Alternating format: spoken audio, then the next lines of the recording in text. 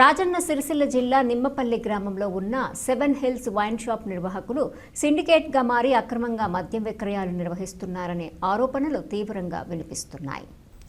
భారీ లాభాలే లక్ష్యంగా మద్యం దుకాణ యజమానులు బెల్ట్ షాపులను ప్రోత్సహిస్తూ వాటికి అధిక ధరలకు మద్యం సరఫరా చేస్తున్నారన్న విమర్శలు ఉన్నాయి.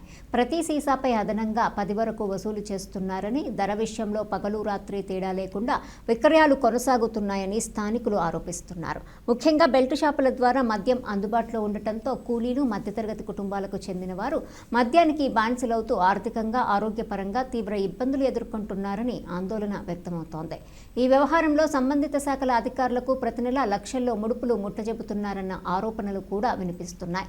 ఇప్పటికైనా సంబంధిత అధికారులు క్షేత్రస్థాయిలో సమగ్ర తనిఖీలు నిర్వహించి అక్రమ మద్యం విక్రయాలపై చర్యలు తీసుకోవాలని స్థానికులు డిమాండ్ చేస్తున్నారు.